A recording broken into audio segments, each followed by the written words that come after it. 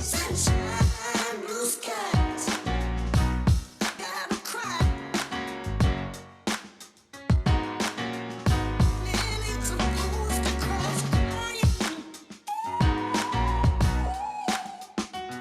Feel the pain, oh yeah. Listen, I love you. Night sounds strange. I wish it would rain. Hello guys, welcome to another vlog. Today is Monday and it's June 24th and it's currently 4:50 in the afternoon. So for today's video, samahan niyo ako dahil pupunta ako sa palengke at magpe-prepare ako ng low carb dinner for myself. I'm already going back to low carb and intermittent fasting and ang aking IF ay 18 hours, 16 to 18 hours a day. So, ang last na kain ko kagabi ay 6 p.m. ata yun. Kumain ako kanina naman 1 or 2 in the afternoon. So, ngayon ay 4:50 and preferably makakagawa ako ng dinner mga bandang ano na yan. Pagbalik ko siguro, give me an hour pagpunta ng palengke. Tapos pagbalik ko, gagawa ko ng dinner nila, isa at saka ni Papa Mai and then yung low carb meal ko. So, I am planning to eat for dinner 2 boiled eggs, tapos 1 piece na cucumber, at saka yung lettuce wrap, yung pang Korean, yung pang samgyup, ganun. Or depende, kung may makita ako na iceberg lettuce or romaine lettuce sa palengke, bibili ako. At yun ang kakainin ko. Tapos titignan ko rin kung may cherry tomatoes, kung wala naman, may kamatis ako dyan. So siguro, kukuha lang ako ng isa, tapos gagaalisin ko yung mga buto, then ihalo ko sa salad para meron namang something new. For crunch, wala kasi akong mga nuts na nakikita dito. So, I'm still planning to buy chia seeds, almonds, and walnuts sa online, either Shopee, TikTok, or Lazada. Kasi usually doon ako bumibili. And not sponsored, pero binibilan ko are Nutrifieds, at saka ano pa ba yung isa? Meron pa isang shop na Perfect Match, Nutrifieds, Little Retail PH. Yun yung mga dati ko na binibilhan ng mga ganong items or products for low carb. Tapos, so, kayong manibago. So, personal vlog pa rin to, more on yung aming daily vlog, tapos sasamahan din natin siya ng mga travel, mga special occasions dito sa bahay, and primary niche ko for this month is yung aking low carb and intermittent fasting. Sana samahan niyo ako para lahat tayo is going to be healthy and mag-focus tayo sa wellness this year kasi kailangan natin yun. And hindi na rin tayo nagiging bata, so kailangan natin maging cautious sa mga kinakain natin. And ayun, so samahan nyo ako, antayin nyo pala ako, pupunta muna kami ng palengke and then babalik ako para mag-prepare ng dinner.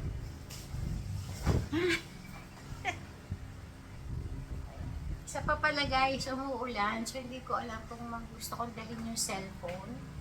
Kasi for sure mababasa yung phone at hindi rin naman ako makakapag-vlog doon sa palengke. So, I might as well, I'll decide na lang to leave it here. Tapos mamaya na lang mag-haul tayo ng mga pinamili natin. And sana matandaan ko yung mga presyo para makakita natin kung saan yung mas mahal or mahal yung bang nabibili yung mga ganun sa palengke nyo or ano. Yung mga bibilin ko is siguro more on meats, tapos yung mga pang sahog lang, ganun lang. Ayan, so see you in a bit.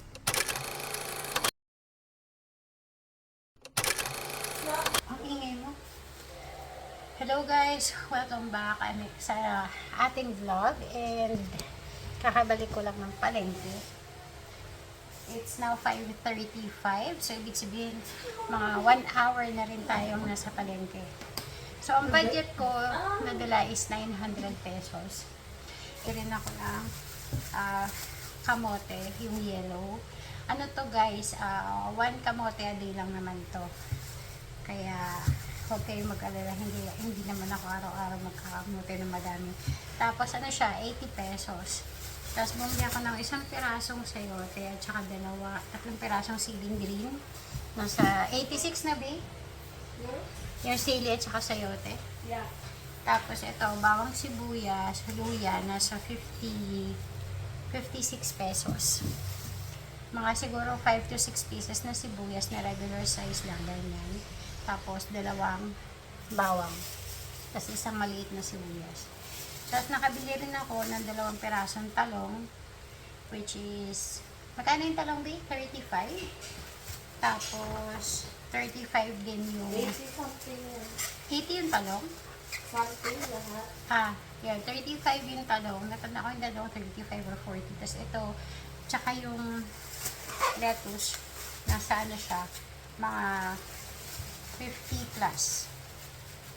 Yan. Konti lang binili ko guys. Yung talagang makukonsume lang sa gabi.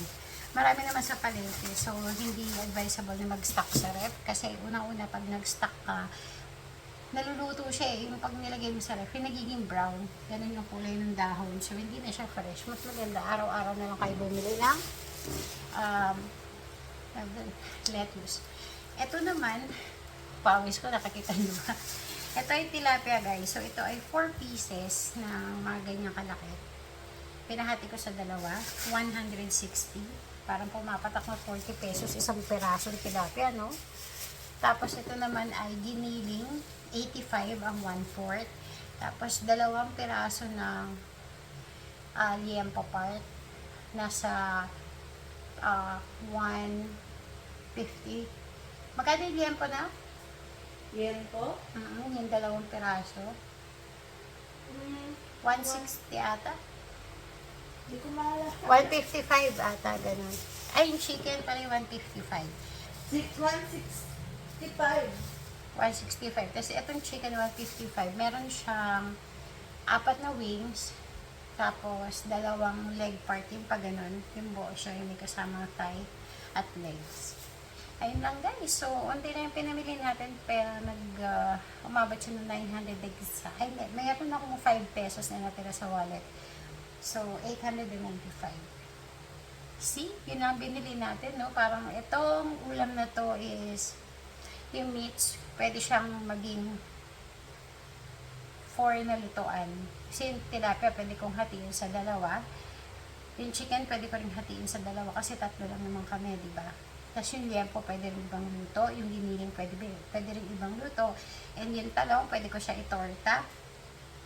So, ibang luto din yun. And yung sayote with sili is indented dun sa kalahating part ng chicken na gagawin kong tinola. So, yun. So, di ba? Marami tayong maluluto. Hindi ko na kailangan lumabas ulit sa palengke kasi nandito na sila. Ayun. Wow! Galing, Mama Diz. Siya, sige, see you. Mamaya, try ko kung mapakita ko pa sa inyo yung pagluluto. Pero, normal na luto lang din naman may bahay yung gagawin ko. And, ang plano ko ngayong gabi, sa akin nga again, wala pala akong nabiling itlog. Hindi, pagdating lang ni Papa May, tingnan ko kung makabili ako ng mga 10 pieces. Ang itlog naman dito kasi is nagre-range siya from 6 pesos to 8 pesos. And 10 yung pinaka malaki na. So, tingnan natin kung ano yung mabibili mamaya. And, ayun. Sana may mabili para egg lang talaga yun sa akin. Kasi sila nagra-rice. Pag nag-rice sila, yun na. Luging-lugi na ako. And yung, ano ko naman, kamote, pwede ko siyang i-fried, prito, with using coconut oil lang. And pwede ko rin naman siyang i-is na nilaga. Diba? Ayun. So, mamaya na lang, pakita ko na lang kung anong gusto namin makain for dinner. Tapos basta ako yun, gagawin ko yung lettuce and cucumber. Para for sure na hindi na rin masyadong madaming kakainin ko for dinner. Tapos, or, pwede ko na igisa yung sayote para kay Papa at kay Isa.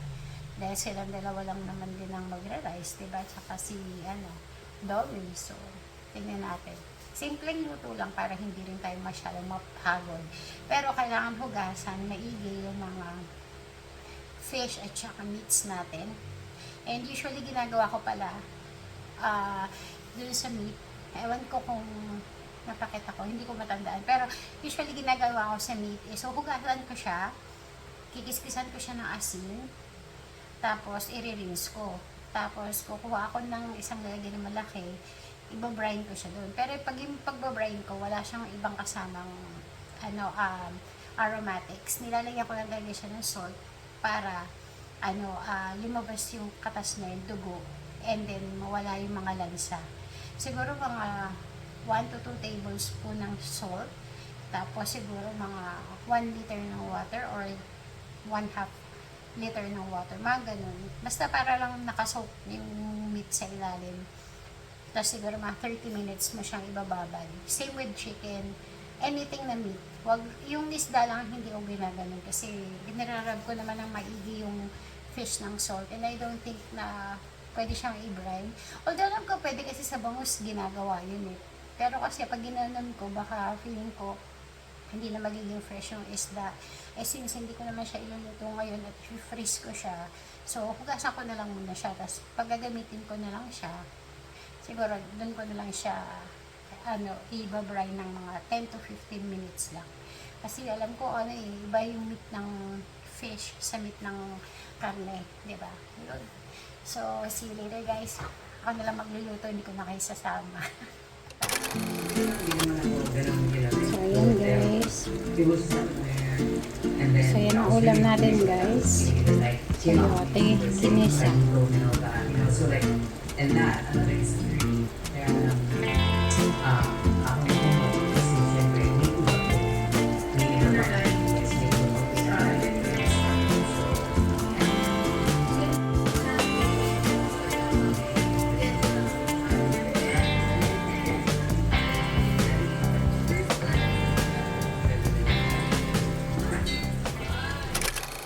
Continuation ng ating vlog kanina. So, nag-bihis na ako ng pangbahay dahil napakainit. And ang napag-desisyon ng lutuin ay ginisang sayote. And kanina nga pala, hindi ko na napakita na kumakain kami ng sayote sa table. So, konti lang yung naluto kasi 2 pieces ng sayote dapat yung igigisa ko. But then again, isang piraso lang yung nakita kong pwede. Yung isang piraso, medyo old na siya. So, hindi ko na siya sinama kasi ang tigas-tigas na. So, isa na nagawa, naluto, and bitin sa kanila ni Papa niya. Actually, sakto-sakto lang. Umabot pa naman kay Domi. Pero yung kay Domi version na nalagyan na ng tubig and all kasi hindi na kasya para sa kanya. I-upload ko talaga to. Kala mo ha. Don't. Tapos guys, ayan, si Ina nangungulit. Pag binibidyohan pag Sunday, ang arte-arte, best actress sa taxi, tapos pag nangungulit. Ayun, so going back, ayun nga, so nag-insert na lang ako ng clip kung saan si Kobe, tsaka si Jenna, harangan nung, si Jenna hindi makita. Ayun, ay si Ate Kobe tsaka si Ate Jenna. So going back, hindi ko na nagpakita sa inyo yung final result ng aking niluto for dinner. Pero, sabi ni Isa, ewan ko kung niloloko niya lang ako, pero masarap daw. And bukas naman, bababa ulit si Ate Lele. Sabi ko, bilan niya ako ng strawberries. Hindi ko sure kung magagawa niya. Hindi naman siya nag-promise, pero sabi niya, tatry niya dahil. Lumalabas na mga sumpa kong white hair. Ayan. Sorry kung may backgrounders kayong maririnig kasi umulan sa labas, sinapising kami mga dumadaang sasakyan. Nga pala guys, lumipat na kami ng room. Kung napapansin nyo itong orange na wall. Ito yung dati naming area ng dresser. Pero ginawa namin is pinagpalit na namin. So dito na kami mag-room. Tapos doon na sa kabila yung magiging dresser. Tsaka ako na ipapakita sa inyo yung room kapag maayos na po lahat. And yung kusina rin namin is hindi pa siya maayos. Kaya hindi ko pa po na kayo maitutur or magkakaroon. Hindi pa tayo magkakaroon ng house tour. At ang paa ni Isa, ipakita sa video. Ayun. So, yun lang for today. And bukas, sasamahan ko si Papa May. Sana hindi.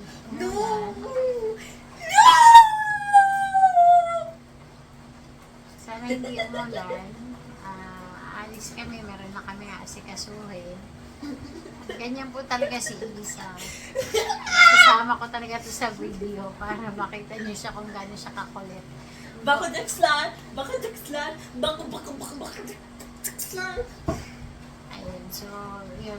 If may makita akong magagandang pwedeng video Ate Kobe, wait lang. Wait ipapakita ko sa lang. inyo kung ano mangyayari sa lakad namin. Wait lang. But for now, yun muna yung Don't video end. natin for today. And, abagan nyo ulit yung mga susunod na vlog. Salamat sa oras and sana nagustuhan ako. At huwag kayong magsawang manood. Please like, share, and subscribe. Thank you so much.